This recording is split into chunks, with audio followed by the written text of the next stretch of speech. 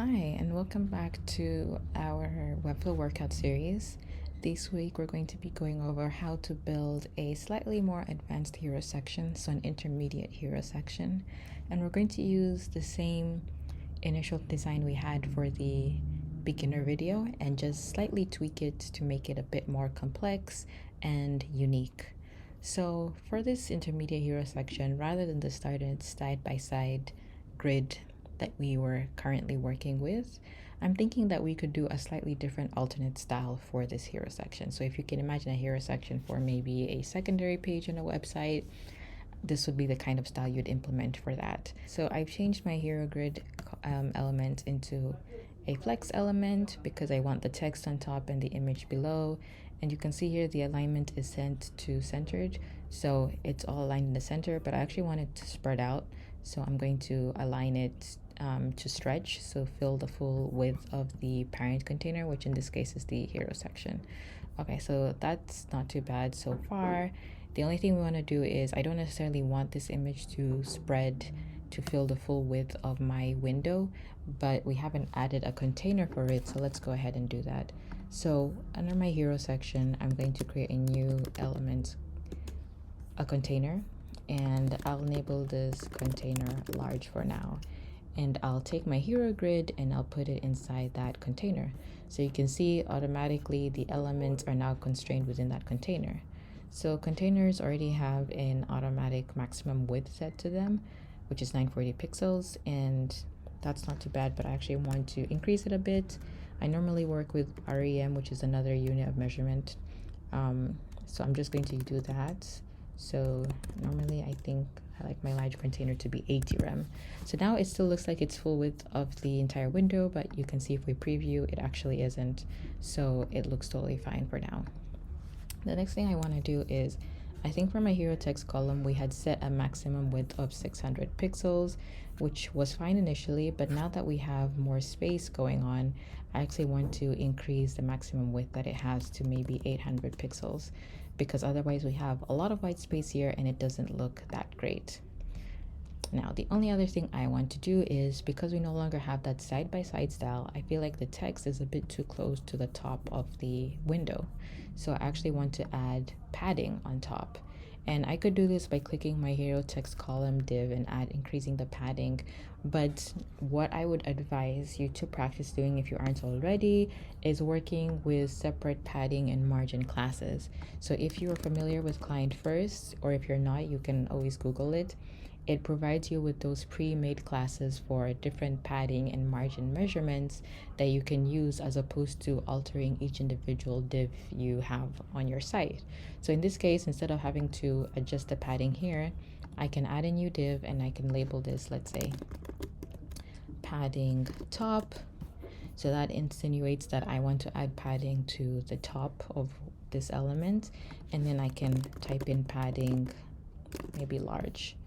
Obviously I'm just going off like memory here of what like a large padding would be, and like I said, I normally work with REM, so that's kind of the de facto measurement in my head. So I'm gonna go ahead with that and set it to 5 REM, which is, I don't know, slightly above, I think it's 72 pixels, but don't quote me on that.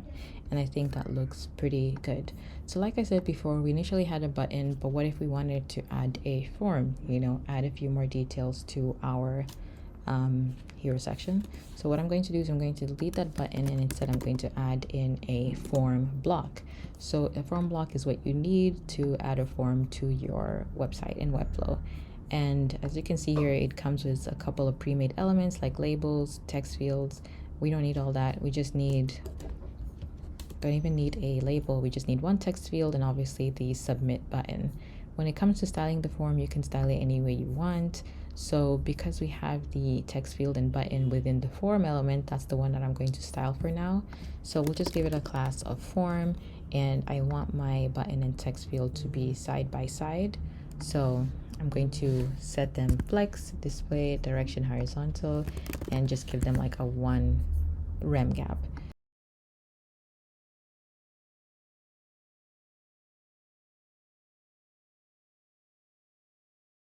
The only other thing we want to do is for our input field. Right now it's blank and it's not really clear that it's an input field. So if you double click it, you can edit your input field settings. So we know it's an email.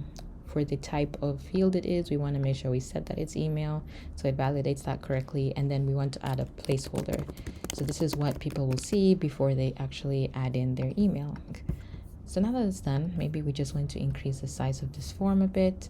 So rather than selecting the form element, I'm going to select form block, so it's parent element, and then increase the size a bit. The reason why it's so constrained is because we've set the alignment to the hero text column element to start as opposed to stretch.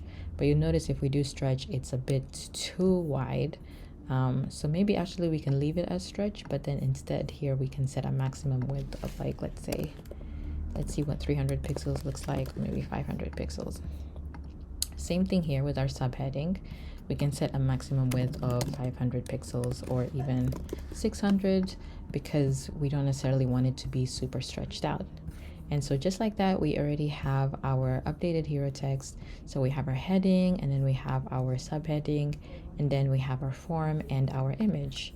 Now with our image, because we're now having it be underneath the text, I don't necessarily need it to be that large. So we can decrease the height to maybe 60 viewport height. So if we scroll now, that's a bit more better. So this is our updated hero section. And we can see if we want to preview it on other devices, we can see here that the image kind of takes off the full width of the page because we haven't necessarily added padding to the image container, but that's fine so far. And then if we go here, it still looks pretty good. So this is a great way of, just kind of playing around with your images and seeing how they might work. The only other thing that we maybe want to do if you want to add a bit more pizzazz to your image is, first I'll increase the height a bit, is maybe we want, as we scroll, we want this image to move. So essentially like a parallax effect.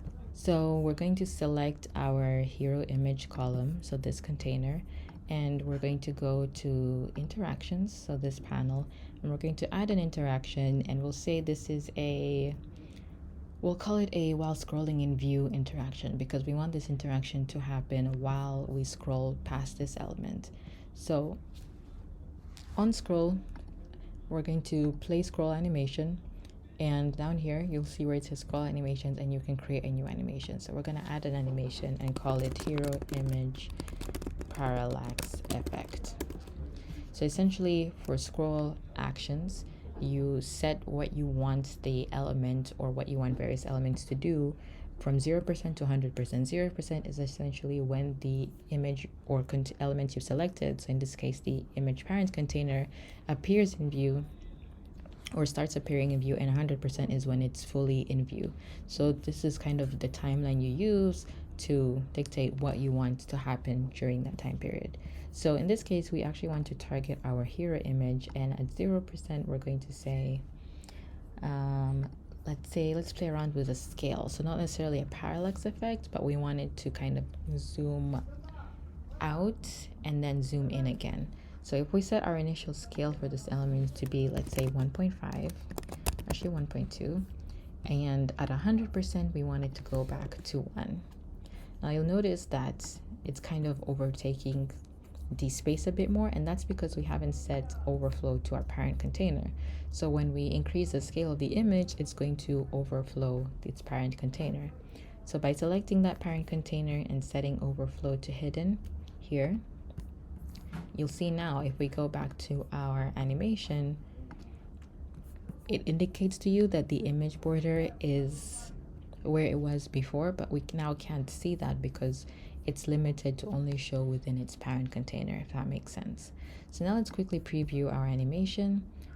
And we can see that it does have that slidle zoom in, zoom out effect as you scroll up and down. Obviously not that much because we don't have much to scroll through, but good enough. If we want a more dramatic effect, we can increase the initial scale to like even 1.3, so the zoom in, zoom out effect is more noticeable.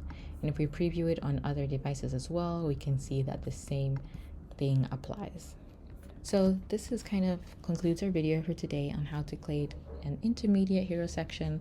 Hopefully this was informative and helpful, and I'll see you guys in 2 weeks as we finish off our hero section series by building the most advanced hero section yet. Bye!